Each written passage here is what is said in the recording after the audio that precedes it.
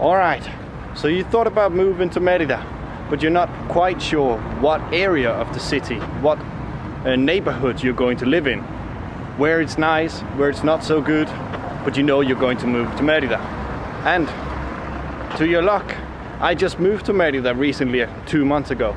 And today I'm going to walk you through the process of finding a place here, or like the thought process of finding out what neighborhood that we would like to live in. I moved here with my girlfriend, as I said, 2 months ago.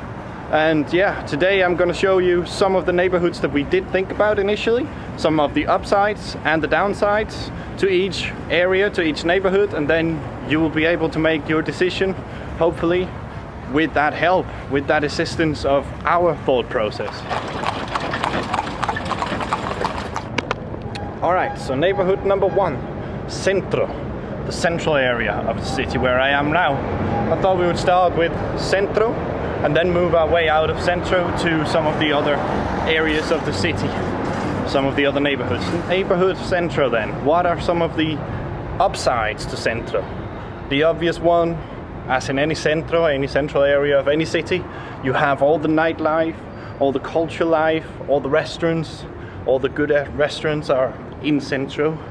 So that's your main upside of here. All the culture, all the restaurants, all the cuisine, all the main life of the city is in the centro.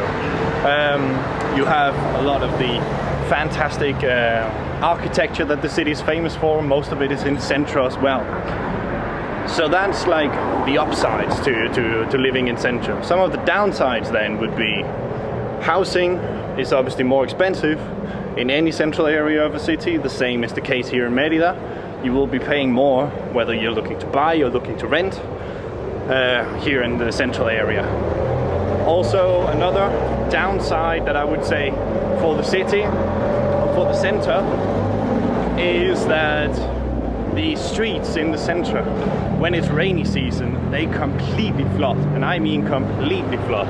Up to the pathway, up to the footwalk, they flood everywhere, the streets. So we came in the end of rainy season, and we were staying in an Airbnb here in the center as we were looking around the city. And that meant when it was raining, you literally have to jump, make big round trips to get around water. Some streets you can't go down if you're walking, so that's a downside. And also, the touristy side can be both a downside and an upside depending on your personal preferences. For me, it's a downside because you get treated like a tourist anywhere you go when you're in Centro, especially if you're a white boy like myself, where in the rest of the city you won't be treated in a special way. Like, you won't have all that special price for you, my friend, kind of approaching. So yeah, those are main upsides and main downsides to the central area of the city. All right, with that said, we're going to move on to the next area, to the next neighborhood. I'll do that tomorrow, because as you can see, it's gotten dark. So I'll see you tomorrow. Welcome to tomorrow.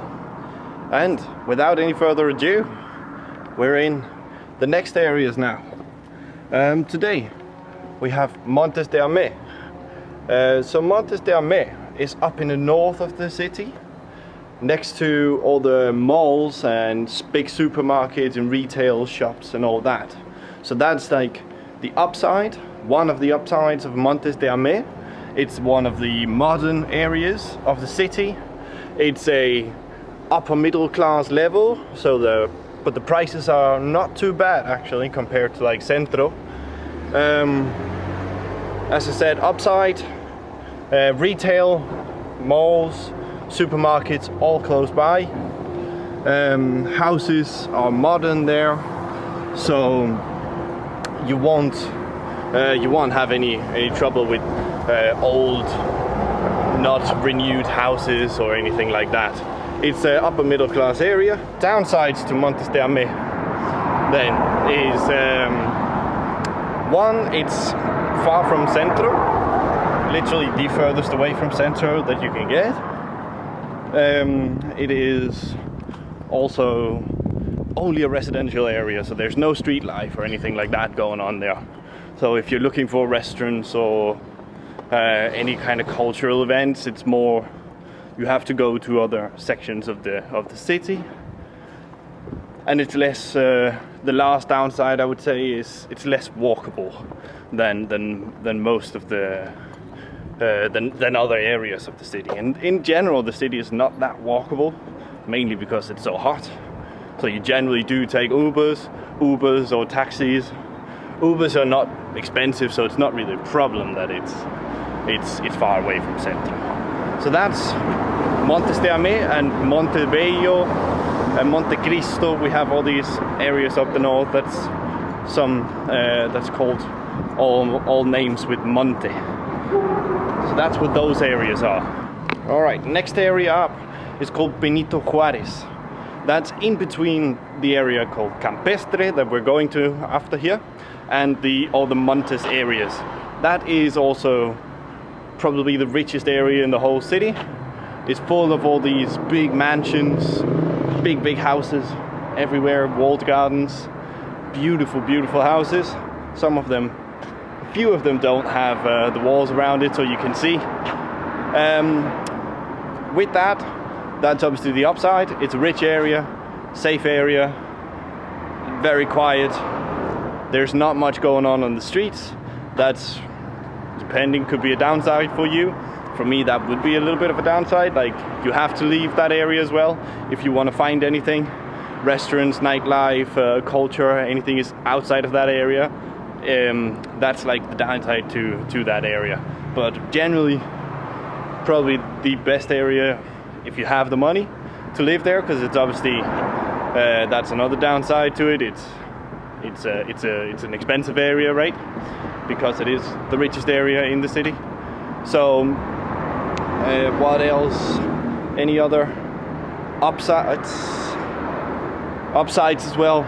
It doesn't flood as much in this part of the city when it rains. So that's another huge upside. When it's rainy season, the streets flood in a lot of the city, but here it doesn't so much. So that's Benito Juarez for you right there.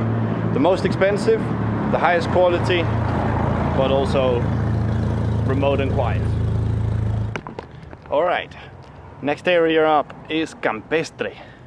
So here in Campestre, where I'm sitting now, we actually thought very hard about, and we wanted to find something here. The only problem is it's kind of hard to find something here. It's such a high demand area, so there's not a lot on offer. It's mainly housing in this area. It's kind of like a mixture of some of those further up north, like the Montes areas. So you have a residency, but you have these two avenues going down to the center on each side of Campestre, meaning so you have a lot of retail very close by. It's a very walkable area. I would say one of the most walkable areas in the whole city, and as I say, lots of retail, restaurants here as well, because you have these two avenues on each side, and you have a main avenue going down through Campestre. So yeah, like, those are the upsides to this area. It's all housing. To me, that was what we were looking for, or to us, that was what we were looking for more than an apartment. Because of the weather here, it's nice to have some garden or a patio at the back where you can go and be outside, rather than being just in an apartment. That was why we were put off from some of the further up north, because it's more condominium and apartments up there, and farther away from the center, where this one here, there's stuff going on. When you got down to Campestre, you have the cultural life. The one downside, the main downside here, I would say, is the pricing can be a little bit higher than a comparable place in other areas of the city, but that is due to the main prime location here. So that's the main downside. And another downside, or at least a challenge, is the fact that it's such high demand, so there's not a lot on offer, which goes back to why the prices are the way they are. So that's Campestre.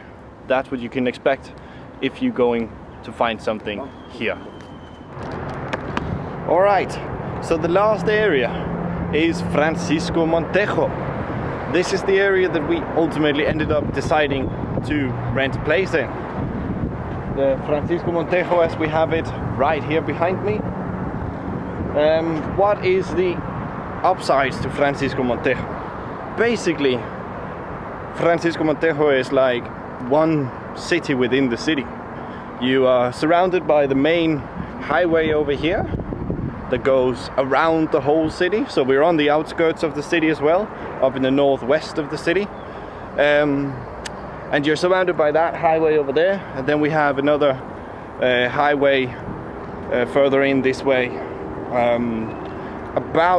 I heard about 60,000 people is the local just Francisco Montejo area, the population just of this neighborhood. So it's a big neighborhood as well. You have everything, as I say, it's a city within the city basically. So you have all the supermarkets and cantinas, restaurants, bars, all sorts of local business that you might want, restoration for phones, mechanics, all this sorts of stuff. You have everything here. So practically you could just live in Francisco Montejo, just live here and not leave the area at all. What are the downsides would be, a downside is really the only one, is that you can't walk to the center. It's too far away to walk to the center. But otherwise, that is really the only downside here. Maybe another one could be there's no real international food. It's only Mexican food. So if you're not big on cooking and you do want some other food than Mexican food, you will have to go to the center or some other place in the city to find that. And that's the only real downside that I can come up with. Another upside is this park that I'm walking in here. As you see, this footpath and the bike lane there this park goes for 3 to 5 kilometers along all the way around on this on the outside of the neighborhood, from the top to the bottom. And people come here, do sports, run, skateboard, bike. There's some football pitches, basketball pitches, workout stations, grass areas, as you see behind me, for kids to play on. There are some playgrounds for kids as well. So that's another upside to Francisco Montejo, as well as the rent or housing prices, whatever you're looking for, is not going to be very expensive compared to a Campestre that we were at before. It's kind of similar to Campestre, where Campestre is a bit more expensive, just a tad higher up the rank in that aspect, where Francisco Montejo is the middle class area. So yeah, that's Francisco Montejo. So with that said, I will end the video here. Without any further ado, I will ask you to leave a like, hit the subscribe button, and if you want to see more in-depth details about certain things in the city, check out the channel, check out some of the other videos. I'll definitely have some links going whilst the video has been going that you would have had the chance to click on, so go ahead, watch one of those. And if you have any further questions about moving to the city, head over to Twitter, it's linked down in the description. Shoot me a DM, I'm always happy to help. So yeah, with that said, thanks for watching, hit the like button and subscribe on your way out, and I'll see you when I see you.